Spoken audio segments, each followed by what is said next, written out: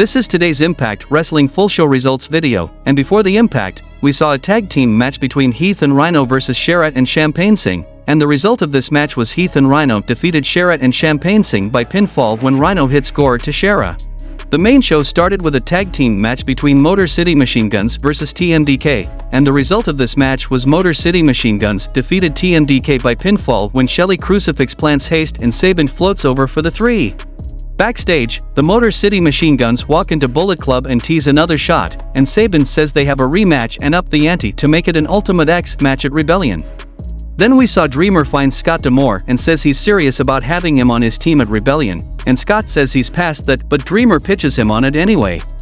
The next match happened between Jonathan Gresham versus Mike Bailey to become the #1 contender for the X Division Championship, and the match ended in no contest because Trey Miguel attacked on both Gresham and Bailey.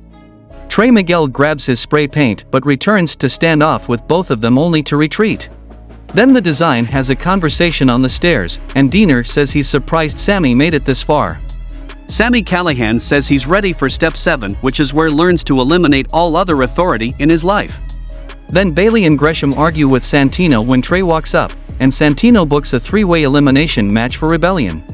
Then we saw a match between Jody Threat versus Tara Rising, and the result of this match was Jody Threat defeated Tara Rising by pinfall with the F416 finishing move. Then Tasha Steelz is interviewed by Gia Miller, and Steelz said she went home and had to find herself.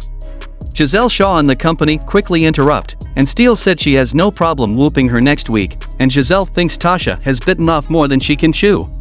Then we saw a match between Bully Ray and Good Hands versus Darren McCarty, Yuya Uemura, and Tommy Dreamer, and the result of this match was Darren McCarty, Yuya Uemura, and Tommy Dreamer won the match by pinfall when McCarty connects a stunner on John Skyler.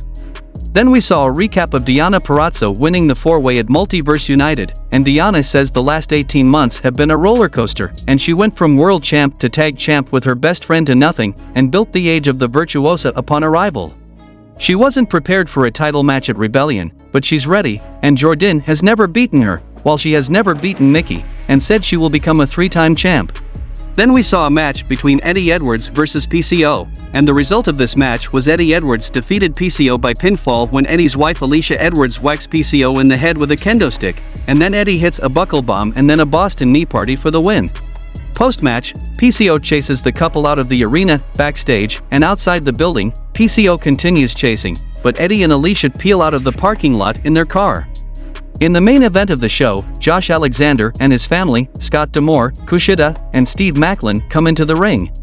Josh gets a standing ovation, and he thanks the crowd, and reflects on the opportunities he had to reach the pinnacle of Impact. He remembers receiving his first Impact contract, and now he's become the longest reigning Impact World Champion of all time. Josh said he has torn his tricep and is out indefinitely, and he gets to go back to being a fan like his son, and he'll be watching Rebellion to see who becomes the new champ. Josh Alexander warns both of them that if they hold it long enough, he'll be coming back to reclaim what is his. "Thank you, Josh," the chant sounds off. Josh's son grabs the title before he can hand it over, and Josh talks to him and then hands the title to Scott. Macklin says he won't put his pride on the line in a match that doesn't mean anything, and Kushida steps to Macklin as Macklin declares himself the next champ. Macklin tells Kushida to enjoy the spotlight while it lasts, but Kushida drops Macklin with a hoverboard lock. Then Kushida dives out onto Macklin, who tried taking off with the title and raises the title in the ring, and the show goes off the air.